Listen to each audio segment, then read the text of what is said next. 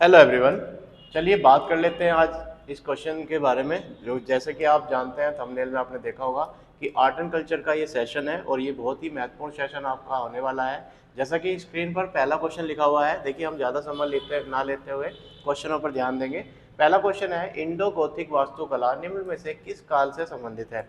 तो Indo Gothic वास्तुकला निम्न में से किस काल से संबंधित है, तो इसका सही आंसर आपको बताना है। पहला प्राचीन काल, मध्यकाल, तीसरा आधुनिक काल और चौथा है इनमें से कोई नहीं। तो इसका सही जो आंसर होने वाला है वो इसका सही आंसर होगा आधुनिक काल, यानी इसका सही आंसर क्या होगा, ऑप्शन नंबर सी। देखिए हम ज़्यादा समय न लेते हुए आगे क्वेश्चनों की तरफ बढ़ेंगे। तो पहला क्वेश्चन का आंसर सही था आपका ऑप्शन नंबर सी। चलिए अगला क्वेश्चन देख लेते हैं। अगला क्वेश्चन आपकी स्क्रीन पर है, काश्य की बनी हिरण का पीछा करते हुए कुत्ते की मूर्ति। काश्य की बनी हिरण का पीछा करते हुए कुत्ते की मूर्ति जो मिली है वो कहाँ से मिली है, ये आपको बताना है। ये आपको क्वेश्चन का आंसर बताना है।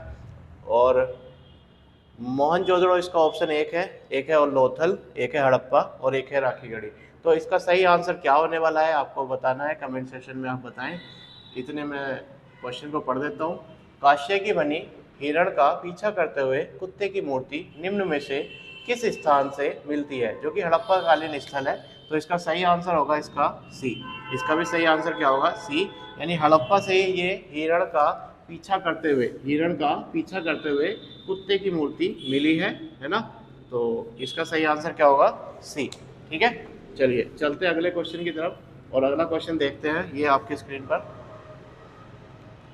अगला क्वेश्चन है, आज़ादी के बाद जोड़ा गया पहला। आज़ादी के बाद जोड़ा गया, जोड़ा नहीं होगा ये, आज़ादी के बाद खोदा गया होगा ये। आज़ादी के बाद प्राप्त हुआ, ये गलत है ना। आज़ादी के बाद खोदा गया, आज़ादी के बाद खोदा गया पहला स्थल कौन सा था, ये आपको आंसर करना है। तो आज़ादी के बाद जो पहला स्थल था जिसे खोदा गया था वो था आपका रोपड़। तो ये आपका क्वेश्चन कई बार एग्जाम में आ चुका है और ये क्वेश्चन इंपॉर्टेंट रूप से आप देख सकते हैं। इस क्वेश्चन पर आप इंपॉर्टेंट लिख सकते हैं। ये क्वेश्चन आया हुआ है कि आज़ादी के बाद खोदा गया पहला हड़प्पा स्थल कौन सा था, तो ये था रोपड़। इसका सही आंसर होगा डी। चलिए बढ़ते हैं अगले क्वेश्चन की तरफ। अगला क्वेश्चन देख लेते हैं, हड़प्पा सभ्यता की प्रांतीय राजधानी निम्न में से कौन सी थी। हड़प्पा सभ्यता की प्रांतीय राजधानी निम्न में से कौन सी थी। ऑप्शन है मोहनजोदड़ो, लोथल, राखीगढ़ी या रोपड़। आपको क्वेश्चन का आंसर बताना है। क्या मोहनजोदड़ो थी, लोथल थी, राखीगढ़ी थी या रोपड़ थी। तो हड़प्पा सभ्यता की प्रांतीय राजधानी क्या थी, ये आपको बताना है क्वेश्चन का आंसर। तो इसका सही आंसर बच्चों, इसका सही आंसर होगा सी। यानी हड़प्पा सभ्यता की जो प्रांतीय राजधानी थी वो थी राखीगढ़ी, उसका नाम था राखीगढ़ी। ओके, तो चलते हैं अगले क्वेश्चन की तरफ।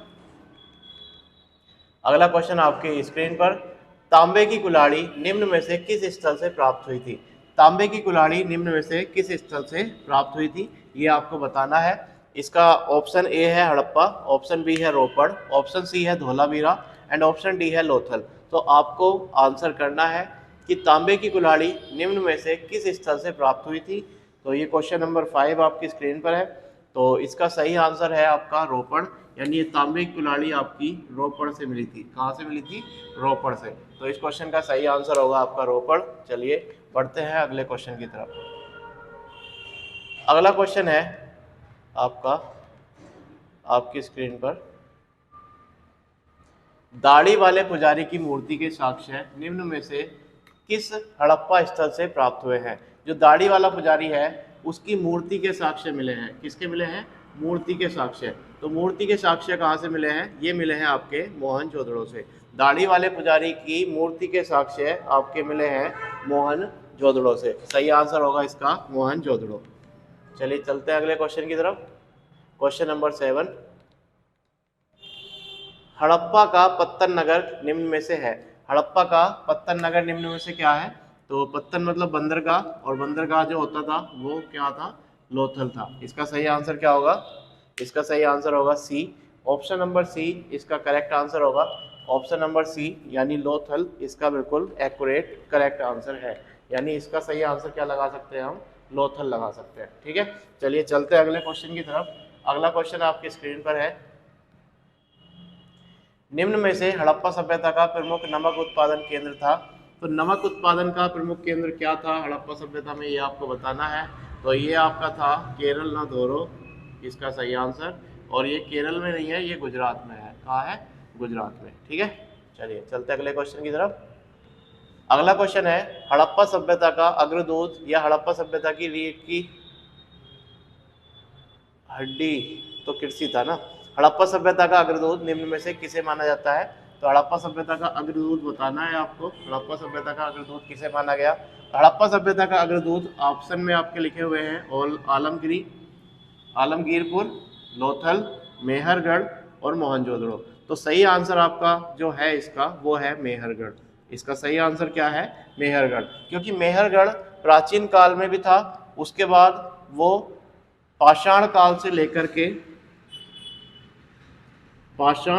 लेकर के उसके साक्ष्य हड़प्पा सभ्यता तक मिले। कहाँ तक मिले? हड़प्पा सभ्यता तक। तो हड़प्पा सभ्यता का अग्रदूत माना गया। ये हड़प्पा सभ्यता का क्या माना गया? अग्रदूत, आने वाले टाइम का दूत। ठीक है, तो हड़प्पा सभ्यता का अग्रदूत किसे कहा गया? मेहरगढ़ को कहा गया। चलिए चलते हैं अगले क्वेश्चन की तरफ। क्वेश्चन नंबर 10 है।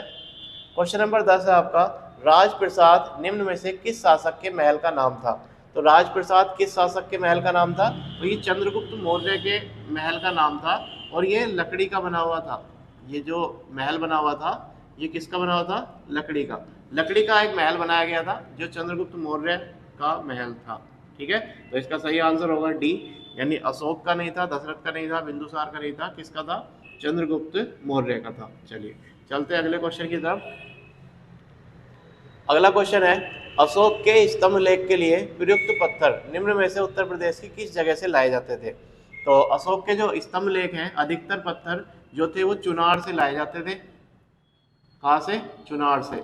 और चुनार था आपका मिर्जापुर में। चुनार कहाँ था? चुनार मिर्जापुर में। तो इसका सही आंसर क्या होगा? डी, यानी मिर्जापुर। चलिए बढ़ते हैं अगले क्वेश्चन की तरफ। अगला क्वेश्चन है, राष्ट्रीय प्रतीकों में कुल कितने पशुओं का चित्र है? राष्ट्रीय प्रतीक चिन्ह में राष्ट्रीय प्रतीक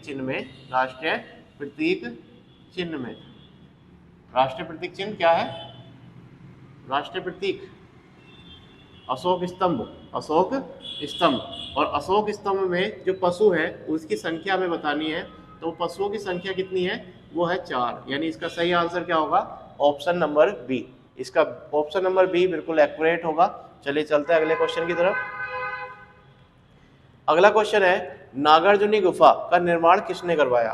तो नागार्जुनी गुफा का निर्माण किसने करवाया था? देखिए आर्ट एंड कल्चर में ये गुफा और महल ये सब चीजें आती है ना।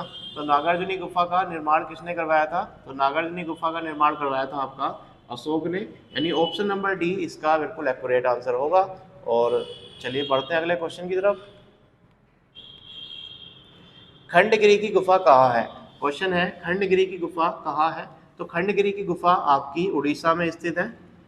खंडगिरी की गुफा और उदयगिरी की गुफा, देखिए उदयगिरी की गुफा मध्य प्रदेश में भी है, लेकिन खंडगिरी की गुफा और उदयगिरी की गुफा ये उड़ीसा में है और इसे खारवेल ने बनवाया था।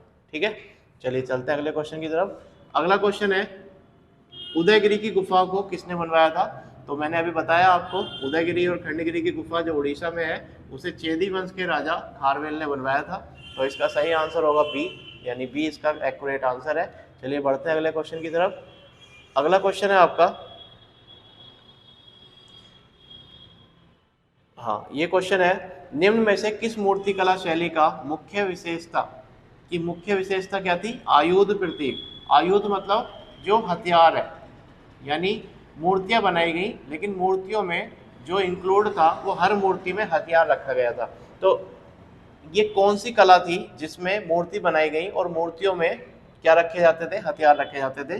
तो इसका सही आंसर है मथुरा, क्योंकि यहाँ देवी देवताओं की जो मथुरा बनती है मूर्तियाँ वो अधिकतर किस में है? मथुरा कला शैली में है। और मथुरा कला शैली की विशेषता थी कि उसमें आयुध को रखा जाता था। आयुध मतलब हथियार के साथ मूर्ति को प्रदर्शित किया जाता था। चलिए चलते हैं अगले क्वेश्चन की तरफ। अगला क्वेश्चन है, बुद्ध के ज्ञान प्राप्ति के क्षण का प्रतिनिधित्व निम्न में से बुद्ध की कौन सी मुद्रा करती है?